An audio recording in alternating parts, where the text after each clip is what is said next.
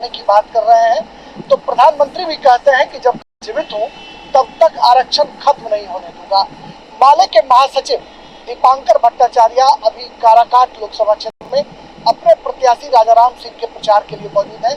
हम उनसे पूछते हैं कि देश में और काराकाट में प्राइम मुद्दे क्या है, सबसे बड़ा मुद्दा क्या है। प्रधानमंत्री कहते हैं कि हम आरक्षण खत्म नहीं होने देंगे और आप कहते हैं कि हम संविधान आरक्षण को बचाने की संविधान बिल्कुल एक मुद्दा है देश में, क्योंकि देश के करोड़ों करोड़ लोगों के मन में पिछले 10 साल के अनुभव के आधार पर भारतीय जनता पार्टी के नेताओं की तमाम घोषणाओं को सुनते हुए, उनके लेखों को पढ़ते हुए इनके मन में ये आशंका जगी है कि संविधान अब सुरक्षित नहीं है और इसीलिए संविधान को बचाना बिल्कुल मुद्दा है। आरक्षण में मोदी जी डरा रहे लोगों को, ये लोग आरक्षण छीन लेंगे, लेकिन सवाल है कि बिहार को आप देखिए, बिहार ने जब जाति आधारित जनगणना बिहार में हुई, हमने आरक्षण का विस्तार किया 75%। और हमारा मुद्दा है देश में जाति आधारित जनगणना के बाद पूरे देश में आरक्षण का विस्तार हो और सभी सेक्शन को, इस देश के दलित, अति पिछड़ा, आदिवासी, सबको अपना जो न्यायोचित हक है वो मिले।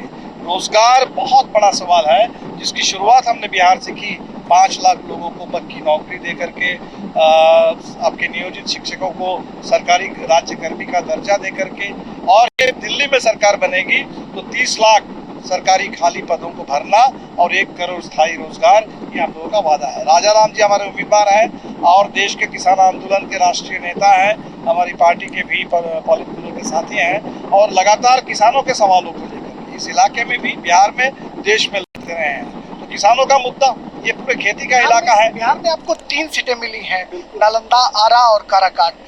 दीपांकर भट्टाचार्य को कितनी संभावनाएं दिख रही हैं 3 सीटों पर?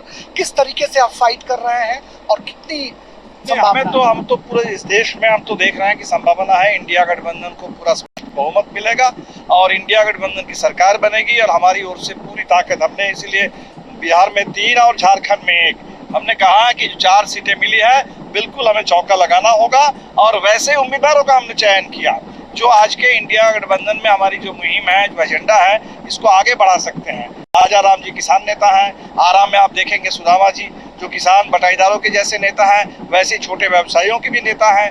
आप देखेंगे नालंदा में संदीप सौरभ जो जेएनयू में छात्र नेता थे और आज नौजवानों के शिक्षकों के नेता हैं। और अभी कोडरमा का चुनाव हो गया, विनोद जी लड़ रहे थे जो झारखंड के प्रवासी मजदूरों के लिए सबसे ज्यादा उनके लिए समर्पित एक विधायक रहे हैं। तो हमारी तो यही कोशिश है कि चारों सीट पर हम लोग जीते और इस हमारे लिए सिर्फ नहीं, जिस इलाके में भी चुनाव होगा, शाहबाद में और मगध के इलाके में 2020 का चुनाव देख लीजिए, इस पूरे इलाके में जबरदस्त प्रदर्शन महागठबंधन ने किया था। उस समय 5 दलों का महागठबंधन था, आज 6 दल का गठबंधन है। मुकेश सहनी की पार्टी भी हमारे साथ है और इसीलिए तो हमें लगता है कि 2020 में जो प्रदर्शन था वो उससे आगे बढ़ेगा, पीछे नहीं हम लोग जाएंगे। दीपांकर भट्टाचार्य जो माले के महासचिव है, उनका कहना है कि संभावनाएं पूरी हैं और हम पूरी ताकत के साथ चुनाव मैदान में डटे हुए हैं। कैमरामैन हरेश्वर सिंह के साथ काराकाट से मैं राजेश।